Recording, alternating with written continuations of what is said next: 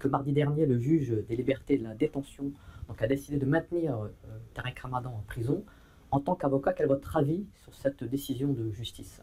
Écoutez, on sait qu'il a été mis en examen pour des faits qui sont extrêmement graves, donc viol et viol sur personnes vulnérables. Donc, il encourt une peine de 20 ans de prison. Si toutefois, à l'issue de l'instruction, pour laquelle, il faut le rappeler, il bénéficie toujours de la présomption d'innocence, on considère qu'il y a suffisamment d'éléments pour le mettre en accusation et le renvoyer devant une cour d'assises. Toujours est-il que cette décision du juge des libertés et de la détention intervient de façon assez classique au regard d'un certain nombre de critères qui sont posés par l'article 144 du Code de procédure pénale qui prévoit effectivement, dans le cadre d'une instruction, on va placer quelqu'un en détention provisoire en fonction d'un certain nombre de principes et de critères qui consistent d'une part à éviter ce qu'on appelle le risque de pression sur les témoins et les victimes, d'éviter le risque de concertation frauduleuse, ce qui ne semble pas être le cas dans ce dossier, le risque donc de trouble à l'ordre public, c'est-à-dire les gens seraient choqués de savoir qu'une personne qui est accusée de viol soit mise dehors compte tenu des éléments connus ou du dossier au niveau de l'opinion publique. On est dans une affaire qui est quand même assez sensible, il faut le dire. On a une personnalité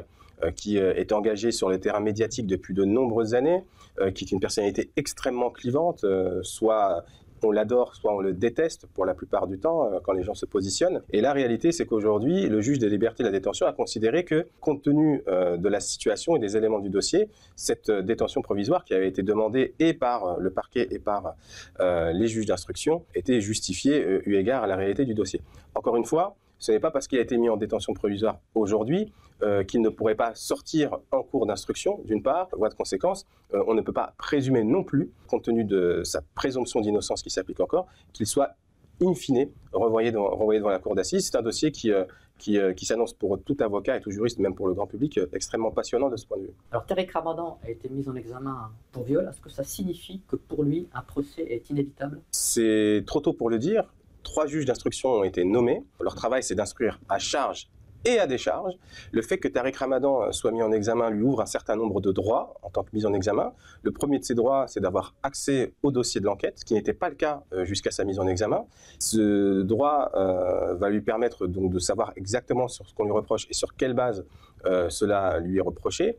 L'autre des droits qui est ouvert à Tarek Ramadan, sa qualité de mise en examen, c'est de faire ce qu'on appelle des demandes d'actes. Il peut, par le truchement de ses conseils, demander au juge d'instruction de vérifier un certain nombre d'éléments pour sa défense et qui vont permettre justement, puisqu'il clame son innocence, au juge de déterminer que les charges ne sont pas suffisamment probantes pour le renvoyer devant la cour d'assises. Donc il y aura un débat autour de cela et je ne doute pas que les conseils de Tarek Ramadan feront usage de cette possibilité. Mais justement, est-ce qu'il est courant dans ce type d'affaires de nommer 3 juges d'instruction? Alors, dans les dossiers qui sont sensibles, dans les dossiers où vous avez, me semble-t-il, une envergure qui dépasse le cadre hexagonal, où sont mis en cause des comportements qui ont eu lieu en dehors du territoire national, donc je pense à la Suisse, mais je pense aussi à l'Angleterre et à la Belgique, semble-t-il.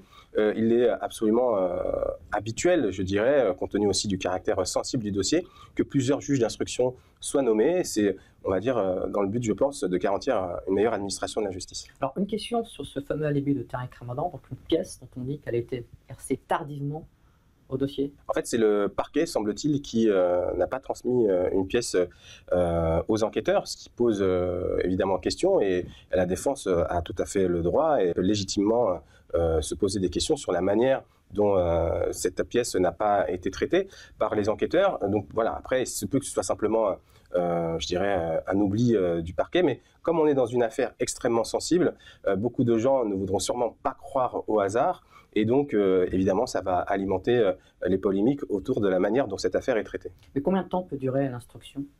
Alors pour ce type de dossier, lorsqu'on est mis en examen pour une procédure criminelle, c'est un mandat de dépôt criminel qui est donc délivré donc à Tarek Ramadan, qui est d'une durée d'1 an, renouvelable par tranche de 6 mois, pour une durée théorique maximale de 2 ans. Alors les avocats des présumées victimes de Tarek Ramadan parlent de l'existence d'éléments probants dans le dossier. Qu'est-ce que ça signifie exactement? Des éléments probants, c'est des éléments de preuve qui sont incontestables. Donc je pense que c'est trop tôt pour le dire. Des juges d'instruction ont justement été désignés pour qualifier ou disqualifier le caractère probant de ces éléments. L'instruction doit pouvoir se mener le plus sereinement possible. Les avocats font leur travail, ils défendent leurs clients, c'est parfaitement légitime. En face, on vous répond que ce n'est pas probant, donc les juges d'instruction devront déterminer et trancher entre ces deux positions. Merci à vous.